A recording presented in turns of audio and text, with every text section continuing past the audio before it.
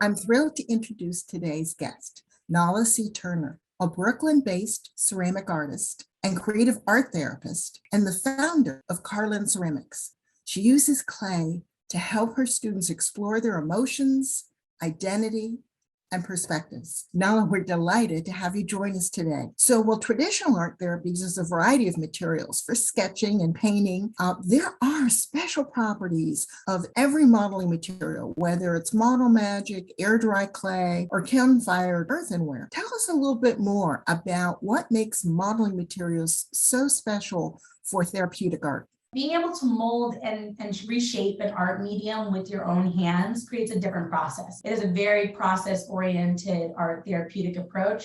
That's where you are not focused as much on the outcome. With that being said, as you're touching clay, the clay is interacting with you and you're interacting with it, right? So we have moisture in our hands, we have oils in our hands. And as you touch the clay is taking some of that moisture and taking some of that oil.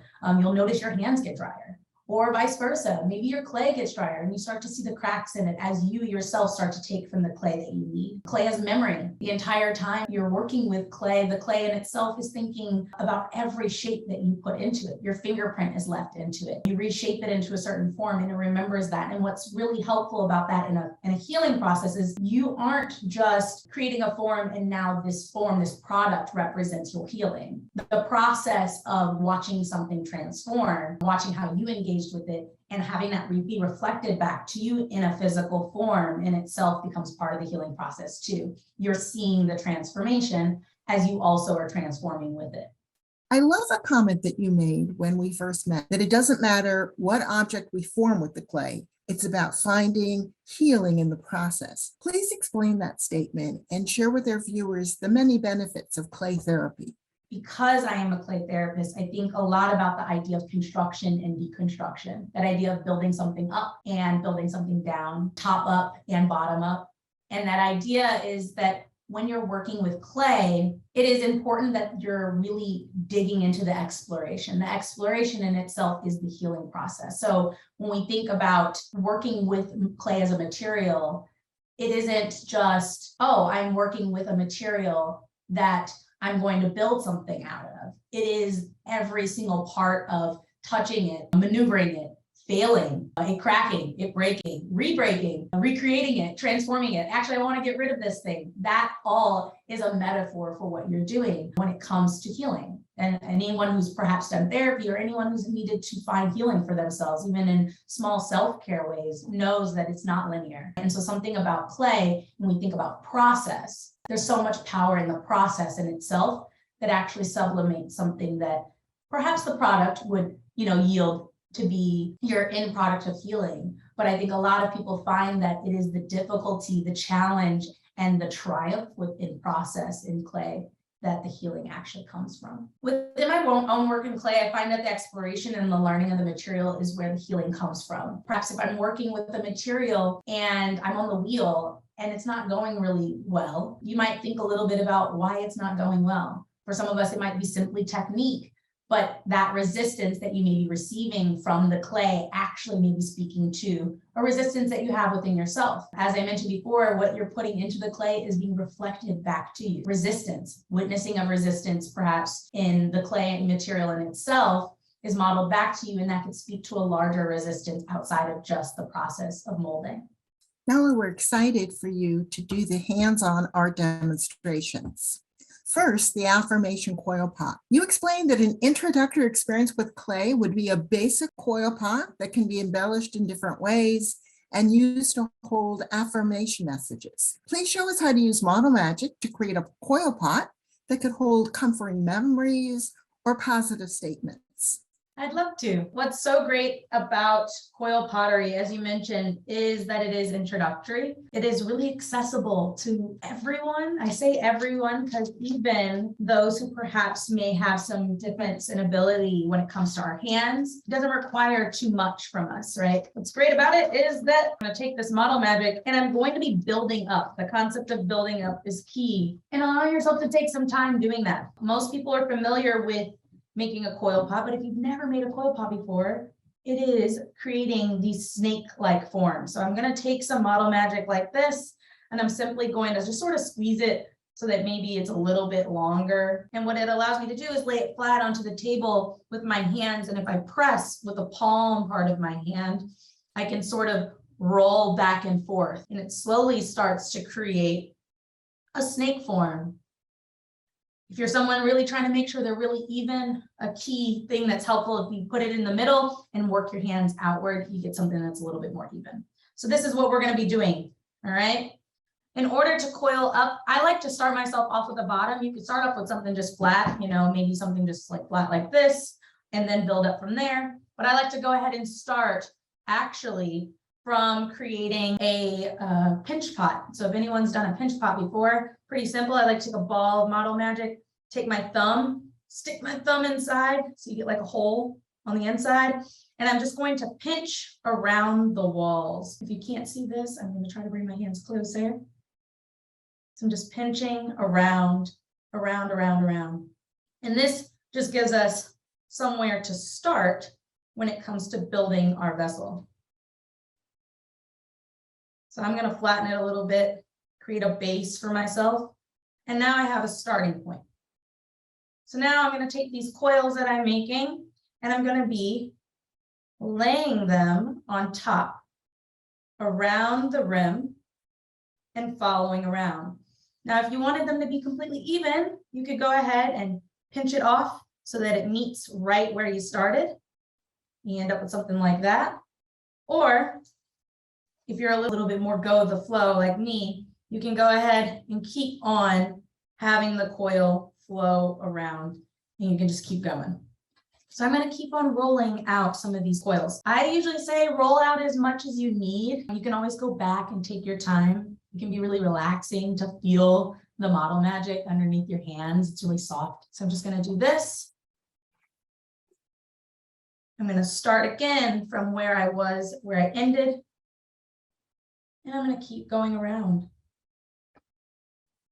building up. And the height of your pot is up to you. The shape that you come up with is up to you. For myself, I like something that's pretty simple. It's just going straight up. And I like things that are really tall because, as we said in the beginning, we're going to place some affirmations on the inside.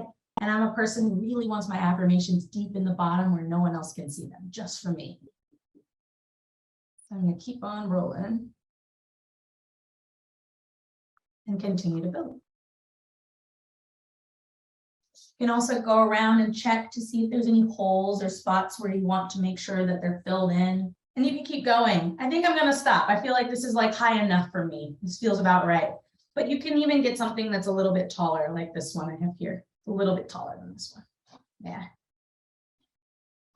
So once you've built up the walls like this, for some of us, seeing the coils, being able to see the idea of building up is really important. But for other of us, we might not want that. So some tips for those of you who perhaps want it to be nice and smooth, you actually can take the Model Magic and smooth over the coils. So you can actually press them together and sort of start to get rid of the lines. You could reshape it. Maybe I want it to come out a little bit further and I actually want it to have a really cool lip instead. All right, it's up to you. All right, so allow yourself to play. Once you've created your form, you're going to add your affirmations. For some of us, that's simply like on a piece of paper, right? I have a couple of slips of paper here and a pen that I'm going to write a few affirmations on. But for some of us, we might want something that's a little bit more permanent. You could also use Model Magic, sort of flatten them out like little coins, like this. Move my pot over. Sort of flatten it out. And then even write in or imprint your message into the Model Magic. So maybe I imprint something like love. Maybe I want love to be in there. Like clay, the Model Magic also has a memory and it's going to hold this image in here. So I'm going to just show you this love one. I did it really fast. Don't know if you guys can see it. Yes. So I might add something like that and that could go inside my pot instead of pieces of paper. So it's up to you. Just take a moment right now, if you haven't already, to think about what those affirmations are. Maybe others can see them, maybe they're for others, or maybe they're just for you. Today, I think we've been talking a lot about the idea of transformation. So I'm going to give an affirmation of transform for myself. I'm going to give myself one to allow yourself to learn new things. That's an affirmation for myself because I often beat myself up when I don't know something. And then trust the process. I think we all need that one all the time, right? And so I might take those and place them into my pot. And now I have a finalized affirmation coil pot. Fantastic. And I love the way you introduced a pinch pot at the bottom, which could actually be our vessel, but then you also built in the coils to make it taller. And kids are expert at this. These are techniques that any age can perfect. Let's do the second art demo. We like to call this one letting go. And it's really because you have focused so much on the importance of transformation and how central transformation is to play therapy. Personal transformation involves reshaping yourself in new ways and leaving parts of yourself that you don't want to be burdened with anymore behind. So in this art demo, I love the way you're going to explain how to create yourself metaphorically and then show us how a sculpture can change just like people can change. Please walk us through the letting go art demo. I love this demo because when I think about the basis of art therapy, of clay therapy, the concept of letting go is really hard for a lot of people, whether it is clay that you're working with or if it is another medium. We get really down on ourselves when it comes to art and technique. So there's the letting go that actually exists in just creating something and trusting yourself that it's okay, that you are meeting yourself where you are. But there's also the letting go of what happens when I create a piece, I have an outcome. And do I keep it? What does that mean? What does it mean to keep and hold on to things that maybe we don't need to? So I'm actually going to use the air dry clay for this.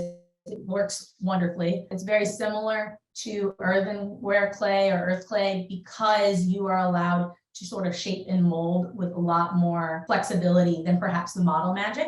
And you can get maybe some more detail. So I'm just going to take a little bit of this clay out. I usually grab way more than I need, but I'm going to grab some. So I have it. I encourage everyone to think a little bit about how would you represent yourself, or what is something that perhaps represents yourself right now in this moment. And I say right now in this moment because we are constantly changing, right?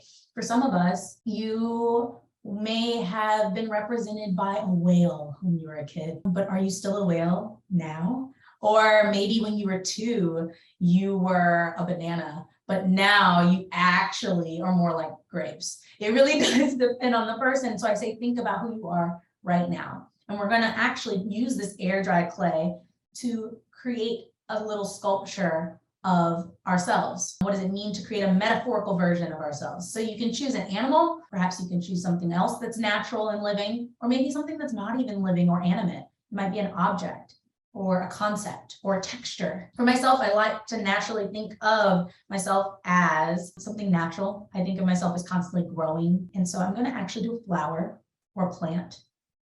And I love this one in particular because for a lot of us, we want to make flowers and we don't know how. And the great thing about this air dry clay is it allows you to sort of smush the pieces together very easily without having to do what we call like slipping and scoring in clay, when you're usually hand building or creating a sculpture.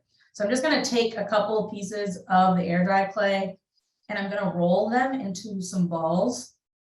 And these are actually going to be my petals to my flower.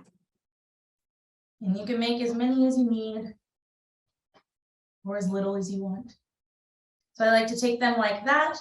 And then I'm actually going to take my thumb and I'm going to press into each of those. If you peel this, I can go ahead and take it and sort of curl the petal a little bit and pinch out so that I get a little bit more of a flat area. It's a little hard to see, but I promise I will show you what it looks like all together. So I'm going to do that for each one. I'm sort of pinching one in together where it will make the center, where it's a petal meeting the center, and the rest just sort of pinching it out so it's not so thick. And it looks funky at first, but again, trusting myself in the process. And 5. I like uneven numbers, so I'm going with 5 petals for my flower. So now I have all these petals and I'm going to bring them together. I'm simply going to take all the petals into my hands. I'm going to take 2 at first and sort of pinch those middle parts together. So you might see originally I had just 1. Now I have 2 petals. I'm going to do the same thing all the way around. If you feel like you're messing up your petals, it's okay. You can totally change it. Remember, this is a process. And so you might notice that you might mess up one part, but you can always fix it. So I'm putting them all together. I'm sort of pinching it on the bottom to give me something to hold. And it looks a little messy. And I allow myself to grab anything that you have. For myself, obviously, I'm a ceramicist, so I have a couple of tools. It's just like a simple like metal tool that just comes in a toolkit. But you could use like a pencil or a pen to do the exact same thing. I'm going to allow myself to just sort of press, push together. I can even give my petals some flair, curl them a little bit, right? And then I like to add a little center to my flower. So I'm just going to grab one more little piece of clay, roll it into a ball, and place it in the middle. And if I take like my pin point, I can go ahead and give it like the spores, you know, the middle of a flower, or perhaps our pollen comes out. So then you have a finalized flower. So this flower here I've now made, and like I said, I see myself as something that's transforming and growing. I'm now going to take this and we're going to do the letting go part. And the letting go part, although I'm in my apartment right now, please trust and know I will be doing it. These pieces are going to be placed outside. I made a flower yesterday as well, so I have 2 now. And I'm going to allow myself to take these metaphorical versions of myself and place them outside. The great thing about the air dry clay is that it is safe for our earth. And so as I leave this outside, I'm going to be able to witness it changing. And that's key to the process, right? Letting go of something, letting go of part of yourself, maybe something that you needed to let go of, and watching that transformation as the earth lets it transform for you. I love that suggestion of leaving it outside and then seeing how nature, weather, outdoor environment will erode, and we can bear witness to the way this metaphorical self changes. That's beautiful. Thank you so much for these inspiring activities, showing us how to put affirmations within a pot so we can come back and retrieve them, and then to create something that represents how we as people change. Nala, you've shared so many great insights about therapeutic experiences with clay today. How can our viewers follow you online so we can keep learning? You can follow me on Instagram and Facebook at carlyn.ceramics. That's CARLYNE. And you can also visit my website, carlynceramics.com. Nala, what closing tips do you have for our viewers to help them use clay or model magic in transformative, emotionally rich experiences? I think what can be the most important as you're using clay or any material for this process is to take up space. It's something that we oftentimes don't allow ourselves to do. Allow this to be a moment for self. Even if you're helping someone else, there's something about you that is also in this process. Most importantly, don't worry about the technique. It's about the process. Great advice. We want to thank Nala Turner for inspiring us today, and a special thanks to everyone who joined us for this session. Stay well, transform, and sculpt yourself in new ways through the power of clay therapy. Bye. Take care. Bye-bye.